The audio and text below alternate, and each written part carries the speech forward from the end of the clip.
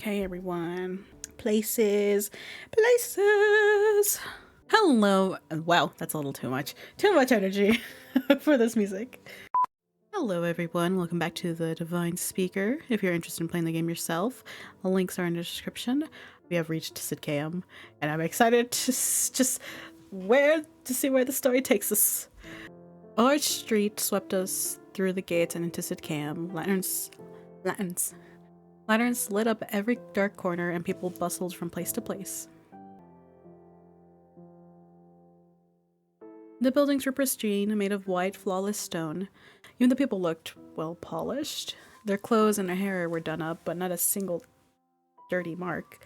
To them, we must have looked. Snow crunched under my boots with every step, but it wasn't too deep yet. Just inside the gates, Elrond stopped and turned back towards us. Everyone here looks so... fancy? Don't worry, it's not all like this. Cyne has its slums like anywhere else. Oh, nice. Somewhere you'd fit in. No arguments there. It's been a long few days. I think from here we'll take Soren to our, friend Zarin. Alone? No, we should come with you too. I don't want to leave Soren. You're barely standing anymore. Just go find somewhere to rest for the night, and we'll come get you soon to see him again. You make it sound I so promise easy. we won't do anything bad to him. Wow. It's just for now. Okay. Elrond with Varys on one shoulder and Soren on the other disappeared down a back alley and left our sight, leaving us alone. Fawn and Cyne stood as far away from each other as possible. Even at night, this city is beautiful. It's like a dream to stand somewhere like this. It's extravagant, rich, lavish. We've got a lot going for us here. I'm happy to be home. I'll find somewhere for you three to stay tonight, so don't worry about that. Does that mean you're leaving? No. Cyne. Oh, God, you two need to talk it out. Oh, I don't want Cyne to leave. That's right. It's about time I went home. My parents will be awaiting my return with bated breath, I'm sure. Fawn shuffled even further away, and Leo sighed. Finally, we can get rid of you. It took us long enough, didn't it? Yeah. You never have to see me again. No. I want to see him again. Oh, emotions. He smiled at us, but it was hollow. It didn't reach his eyes. Come on, I know just the place. Okay. He turned and led us through the busy streets of Cyne. Well, a little too fast there. Even as we drifted further and further from the main road we entered on, everyone was still beautifully dressed. Are we severely underdressed? I mean, look at these two with their midriffs out. You definitely look odd to everyone else, but I wouldn't worry too much. Most people in Cyne only care about two things: themselves and gossip. The worst they'll do is tell their friends that a group of stinky, dirty travelers passed by them. Well, that's not that bad, is it? Not exactly the reputation I want to have. But no, it's not that bad. Where do you live, Cyne? Is it close by? Further up the mountain. It's still a ways from here. He led us to a large stone building with a set of open double doors inviting us in. Above, a sign read Silver Willows. Before we go in, how long do you plan to be here? Oh my God, who knows how long? Until we have something, I guess. If Caspian isn't here and its clues leads us to somewhere else, that's where we'll go, I guess. I want to stay though, Cyne. Well, We could be here for a while if we're planning to stay until we hear word of Caspian. Okay, got it. Follow me. Cyne? Wow, who's this? Aaron! I was hoping you'd be working here today. Cyne, your parents were here the other day asking for you. Where have you been? Oh, you know me. Here and there. I'm on my way back now, I promise. Then what are you doing here? I've brought three, friends with me. They're not from around here, so they need somewhere to stay for the next week or so. Do you have any spare rooms? It's unlike you to be so generous. We do have rooms available, of course. I'll pay for all 3 up front. Make sure you give them the nice rooms, all right?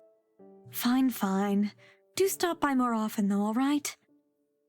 And don't forget to apologize to your parents. They've been worried sick. Worried? Maybe, but not for me. Just worried for their precious public image. He passes over a handful of golden coins and I forgot her name, left down a corridor. It's my bad. There, 3 rooms for a week.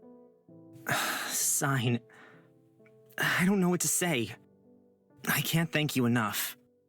Yeah, well, what can I say?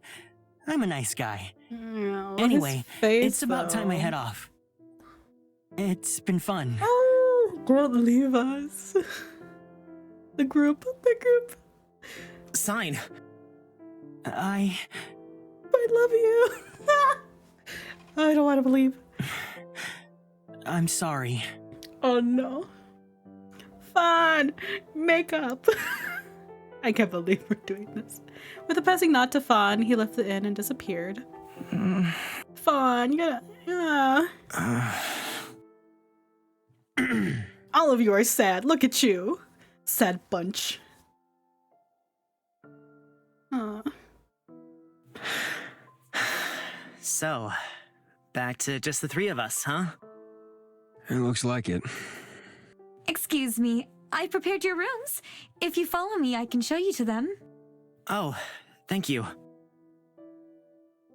The woman who had short, dark hair led us to a set of stairs and down a corridor. Everything was clean and polished, beautifully taken care of. Your Cyne's friends? I'm glad. I was beginning to think he didn't have any. That's sad, girl. Don't be throwing this all up in the open. It's gonna make all of us super duper sad. Cyne not having friends? How could that be true? He's probably the most charismatic guy I've ever met. He definitely has a way with his words, but he always distances himself from people. Sure, he knows a lot of them, but he never lets any of them in too close. He'll just dump them and run away. He's afraid of getting hurt. That was surprising to hear. Do you know each other well? Not so much anymore. When we were teenagers, we'd hang out most days. Now, I barely see him once a month. I'm sorry to hear that. You don't have to be. Everyone grows up, and with newfound responsibilities comes less time for wasting away hours with friends. Still, I worry about him. How unprofessional of me. I never asked your names. I'm Rain, and that's Fawn and Leos. We've just come here from Oxabor. It was a grueling few days of travel. I hope you'll find your time here relaxing then. These are your rooms, side by side, and here's a key for each of you. In the lobby, you'll find another doorway that leads to the baths. You can use it whenever you want, free of charge. I'll leave you for the night, but feel free to come get me if you need anything. She left back down the hall and was quickly out of sight. She seen Night? With a slam of his door, Fawn disappeared into his room. He is upset. Well, he doesn't seem too happy. Yeah. Probably feels like really bad about it, right? Because he's not the type to like just throw that out and so viciously. He probably would have said it, but not so like to the point of killing him, you know? Of course. But like, wow. How could he be? It wasn't his fault, but he must be finding it hard to forgive himself. I feel for the kid. He's got it rough. My hand hesitates on the doorknob. You tired? I mean, obviously you are, but if you're up for it, we could go have a look around the general area, or... Stop being so nice, Leos. This man, I'm gonna romance the heck out of this man next by myself in my room, nice and cozy with a cup of tea. You're like, yes, Leos. I don't know, something about Leos, and as like as he like develops as a character and everything more and more, and we get to know him more, I love him. And it's the same thing with Cyne. Like, I'm like, I was still on the fence about him, but like, obviously, of course, we're romancing first. But I was just like, the more we get to know him, and the more we get to like, know his like issues and everything, it's like, I love him. Fawn's still in the middle ground here. I love him to bits as well, but you know, I still stand by that first impression that I got was like, I see him as like a younger brother or an older brother, or like a sibling. Let's look around, or I'm kind of tired, so. Okay. In all honesty, I was completely exhausted. Even though half of me wanted to go with Leos, my want for a proper bed outweighed it. Leos soon. Soon, Leos. Actually, I'm pretty tired, so... Got it. Could probably use the rest myself. I forget I asked. No, it's a good thing you ask. Always ask. He entered his room and closed the door behind him. I decided to do the same. The room was spacious, with most of it being taken up by the huge bed that sat against the back wall. It looked unbelievably comfortable, with pillows piled upon pillows. It was very expensive looking. I just hope it wouldn't affect Cyne's finances too much. Is he like the prince? He's a little lord thing. I don't know who he is. Cyne. I opened up the large window that looked over the street below. People still walked in and to and fro, busy doing something or another. Cyne. I'm sorry it ended up this way. He looked dejected, miserable. Not only from what happened with Fawn, but from Leos's words, too. I didn't even get the chance to say goodbye properly. I sighed aloud, leaning out the window. The air was still cold and icy, but it helped to clear my mind. Soren, too. He was taken by Ilron and Varys, but to where? All I have is a name. Zarin. Whoops. What will they do to him? Ilron told me that they'd find us later, but how? They don't know where we're staying. Patience is hard when lives are on the line. I shut the window, undressed, and found my way into the bed. The pillows were plump and the blankets warm and inviting. All the cold from earlier left my system and I drifted off to sleep. There's a voice. Voice! Rain, can you hear me? Is my voice reaching you? Yes! God, it's so much more clearer. Huh? I opened my eyes to a blinding white light. Who's there? Rain, I'm so thankful you can hear me. He's nearly upon you. Ooh. There's nothing more you can do. Okay. Keep your friends close. Well, we better go pick up Cyne. That voice, it's back. I can hear her whole sentences for the first time. I know, right? It's so exciting. Be careful. No one can escape him. Hurt you. Take. Wait, don't go! What are you trying to tell me? Oh no. I can't stay. Find you. In a flash, the light around me was consumed by darkness, and the voice echoed until it finally stopped. I could feel myself falling until... Ugh! No, don't go! Not yet! I closed my eyes, desperately trying to force myself back to sleep, but it was no good. She was gone. Well, I remember it all. It felt like she could hear me too. Varys told me I wasn't imagining it, which means she must have been warning me. Someone or something is nearly here, and I can't avoid a confrontation. There's no running. I've got myself involved in a plot much larger than me, much bigger than any of us. I know I read that wrong. Go with it.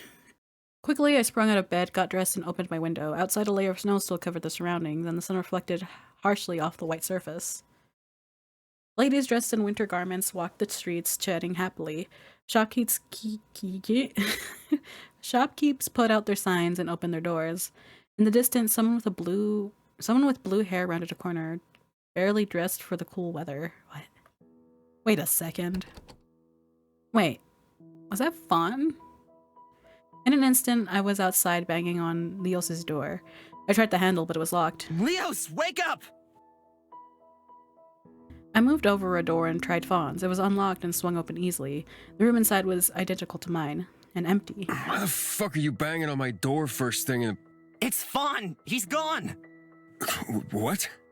I just saw him from my window, and when I checked his room, he was gone. Quick, we need to go find him! His face became serious, and he quickly pulled on his boots. Quickly then. Which direction did you see him go? We're losing all our friends. We gotta keep him close. It was back the way we came. Then he turned right. We ran in the direction that Fawn went, attracting the angry gazes of more than a few residents. Sorry, it's an emergency. Why would he just leave? He wouldn't do anything stupid, would he? I don't know. People can do anything when they're desperate. We need to find him, quickly. He can't be on his own here. I think someone's been following us. How do you know? Now isn't the time. I promise I'll explain later. You know what I realized? Do they know? I forget if we told Leos or not. Because Fawn knows that we can heal, but we take on that wound as well. So now I'm just like, is this going to come into play again, or is it ever going to come into play again? Does it even exist in this game, actually? Because that was in the demo, and I'm not sure if that translated into this full game. We'll see. I don't know. Fine. But don't think you're getting out of that. I don't know. It just popped into my head. Like, we trust Leo so much, and we still haven't told him about that. I don't think. I don't remember. We passed from street to street, but found no sign of Fawn, no hint of blue hair anywhere. Where do we go? What do we do? Oh, shit. This is not how I wanted to spend my morning, you know. I was planning a relaxing, child-free day. Hey, wait. Look. That's not funny. Something could happen to... Shut up. Come here. Okay. Are they talking? Are you guys talking it out? Please? Please? I want us to be friends. Leo's pulled me out of sight and pointed back into the street. Shh. He's like, this isn't a point of moment. Hush. Let's go get them. No. Shh. They're talking. No, don't move. Why? They need to sort this out themselves. What are you doing here? You probably shouldn't go wandering off on your own. I don't know how to say this, but I couldn't sleep. I couldn't do anything but think of what happened. I had to come find you straight away. I'm so sorry. I'm so sorry that I can't even think of the words to show how sorry I am. Words will never be enough to convey the remorse I feel. I did so much wrong. I judged you from the start, wrongly. I was jealous and spiteful, and I don't want to be those things. There's no excuse for my actions, and I wouldn't dare to ask for forgiveness. But I hope, at the very least, you'll take my apology. I tried to hurt you, and I'm ashamed of that. I'm sorry. I'm gonna cry. Oh, Cyne, please. That wasn't your fault. It was.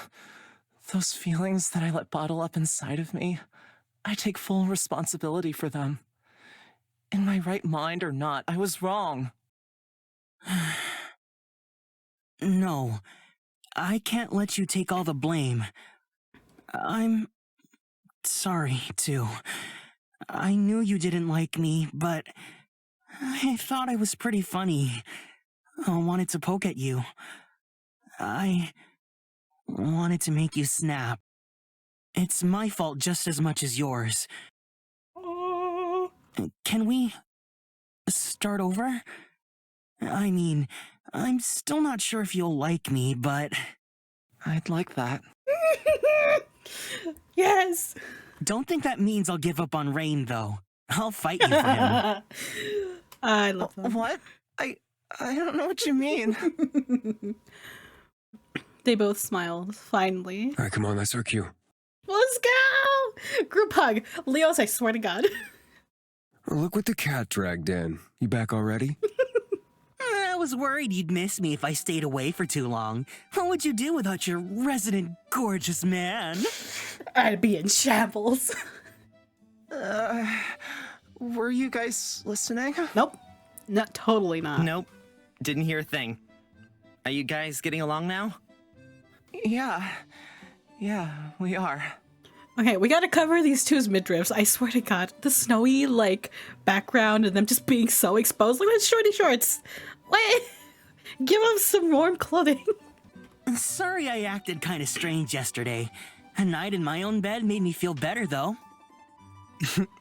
I'm glad to have you back. How'd things go with your parents? No, they were ecstatic to see me. It was a wonderful family reunion. Mm-hmm. By that, I mean they lectured me all night, told me I wasn't to leave Sidcam again indefinitely, and I can't spend the night anywhere they can't watch me. I'm a grown adult, but my life is still out of my control, it seems. What about your, retainer? Any word from Oh, him? yeah. Is he dead? I hope he's not dead. Surprisingly, yes. He turned up home a day before me. I didn't get the chance to speak with him last night because of my parents, so I don't know what happened. I'm glad he got back safely, anyway. Yeah. Well, that's not suspicious at all. Yeah. I trust there wasn't any ill intent from him, but I don't know what else it could be.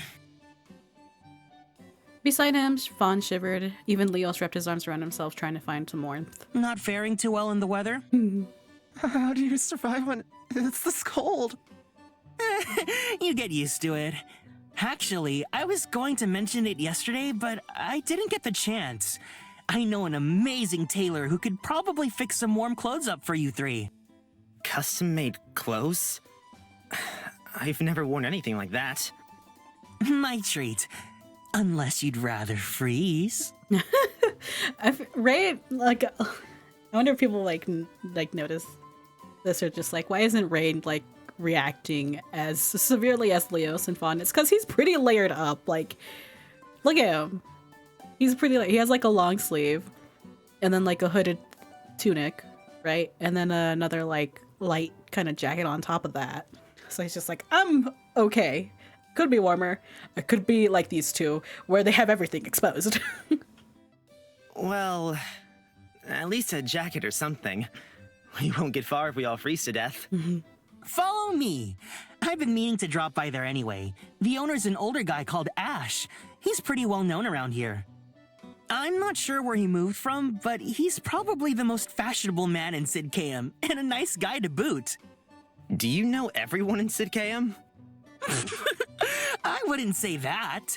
People just can't keep away from me, you know? I know Ash well enough, though. He kind of feels like a big brother. I started frequenting his store years ago, but it used to be run under a different name. He calls it the Primrose now. The Primrose. That's a pretty name. Yeah, it is. Come on, we're nearly there. We round a corner and come out to a quiet street, where a few children played in the snow, giggling. A sign stood out the front of the small shop with the words "The Primrose" written in cursive. I held the door open and we all entered the store. The shop beyond was the definition of the word homely. Fabric slates sprawled out across the surface. Spools of thread, every color of the rainbow, were lined up against the walls, and a dim, warm light cascaded over the room. A staircase at the back of the store led upwards.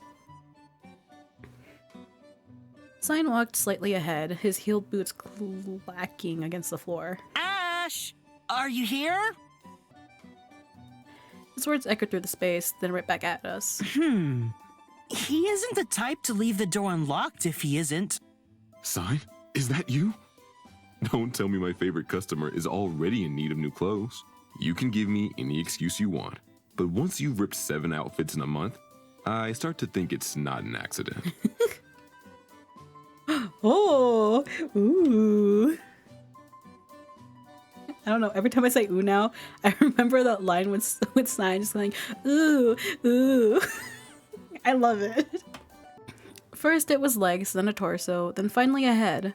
The man descended upon the staircase and into our view. He looked refined and stylish, but had a comforting smile on his face.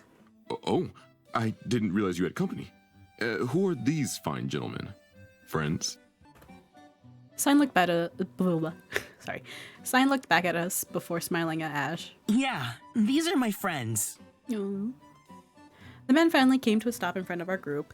He was tall with dark hair tied back to keep it out of his face. He smiled again, his hand resting on Cyne's shoulder. I would have given you a warmer welcome if I'd known.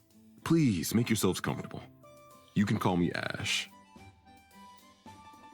Cyne rushed around behind me and pushed me forward. You don't have to push. Oh, go on. Introduce yourself already. Ash eyed up this exchange before extending his hand out to me. His grip was firm and warm. My name's Rain. This is Fawn and Leos. Hello. Hi, nice to meet you and all that. I can guess why you've come. Not quite equipped for Sid Cahem weather by the looks of it. Yeah. Look at their midriffs. Cover it. Cover it up. I don't think the tropical beaches of Stagwitch can compare. Of course, there's only one person I'd trust to outfit them. Let's see. 3 original outfits? Can you do it? Of course I can. And because it's you, we can work out a special price. I knew I could count on you. Yay! Actually, I'd feel a little left out if I didn't get one too. 4 outfits it is. I'm sure you'll lend me a hand with the designs. Ooh, I already have some ideas. Ash leant down to let Cyne whisper into his ear and then nodded in agreement. You've been thinking a lot about this. All right, let's start with some measurements. Okay. Leo's, was it? Follow me first. Okay, everyone. I've already know how. I've seen the winter outfits. I've tried not to look at them, but they were like the sneak peeks and everything for a while, and they're beautiful. And guys, I was so excited. Ash led Leo's upstairs and out of sight. In the meantime, the rest of us made ourselves comfortable on a nearby sofa. He seems pretty nice. What was that about ripping 7 outfits, though? Don't you worry yourself about that. You know, sometimes it just happens. Mm-hmm. It does? How? How do I put this? You know, sometimes in the heat of the moment, unbuttoning your clothes isn't your first thought.